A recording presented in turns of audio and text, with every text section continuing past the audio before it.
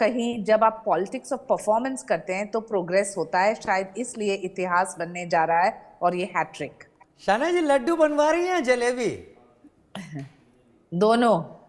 मुझे लगता है कि आज जितना भी करो कम होगा। कार्यकर्ता इतने उत्सुक हैं और उन कार्यकर्ताओं जो महायुति के शासनकाल में काम करते आए हैं, उनका एक ही लक्ष्य है कि एक विकसित भारत और एक विकसित अच्छा महाराष्ट्र। अच्छा शाइना जी, महाराष्ट्र एक जी। आर्थिक राज्य है और मुंबई एक आर्थिक राजधानी भारत की मानी जाए, उस तरीके से देखा जाता है। महाराष्ट्र में महायुति की सुनामी का महत्वपूर्ण कारण आपको क्या दिखाई पड़ता है? क्या राहुल गांधी का हाथ में संविधान लेकर बोलना और बार बार अडानी अंबानी का नाम लेकर, जो कि बड़े बिजनेस टाइकून, या भारत की सरकार के अलावा एक पैरेलल जो बिजनेस इकोनॉमी है वो आगे रन करना उनके हाथ में है, तो महाराष्ट्र ने इसको क्या गलत तरीके से लिया? इस सबको आपको वजह क्या लगती है, सुनामी क्यों आई? साथ ही इसमें एक चीज और ऐड करना चाहूंगी शाइना जी, चूंकि अब कल तो महायुति की बड़ी बैठक है और जानकारी ऐसी है कि 26 को शपथ ग्रहण भी होगा, तो मुख्यमंत्री कौन होगा जरा बता दीजिए।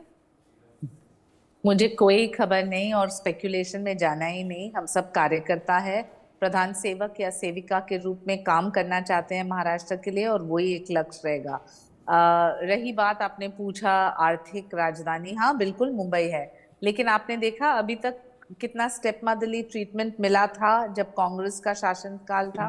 जब से एनडीए और मोदी जी आए हैं, आप देखिए इंफ्रास्ट्रक्चर को लेके, coastal road, metro, Atal Setu, Samriddhi highway, sky is the limit. जो काम हुआ है और जिस रफ्तार से हुआ है, जब प्रधानमंत्री कहते हैं कि 4 लाभार्थी हैं, एक है महिला, एक है युवा, एक है किसान, एक है बुजुर्ग।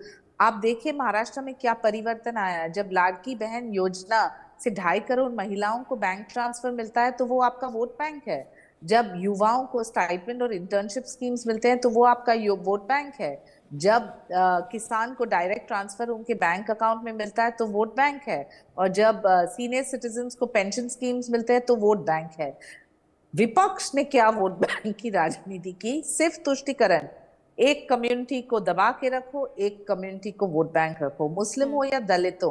उन्होंने कभी किसी को सशक्त नहीं किया है, शायद इसलिए उनको एक मुंह तो जवाब मिला है।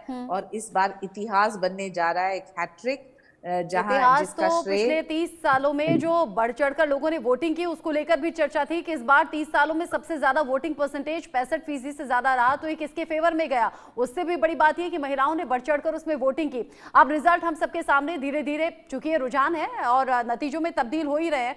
आपकी सुबह सुबह एक तस्वीर सामने आई थी, इधर काउंटिंग सेंटर्स पर काउंटिंग शुरू हो रही थी और आप घर से निकल गई थी। अब योजनाओं के साथ साथ ये भी बता दीजिए कि सुबह सुबह उठकर कौन से भगवान की पूजा की थी, बड़ा फलदायी हो गया? मैं सुबह मेरी माँ मुंबा देवी, जिसमें मैं बहुत विश्वास करती हूँ, वहां जाके फिर मुंबईकर होने के नाते सिद्धि विनायक तो बनता ही है क्योंकि गणपति बाप्पा मोरया, तो सिद्धि विनायक मंदिर भी गए थे। और हमारे जैन देरासर जो है वाल्केश्वर में, जो हम मानते हैं परिवार के रूप में, वहां भी गए थे। लेकिन मैं मानती हूँ कि भगवान का ने जो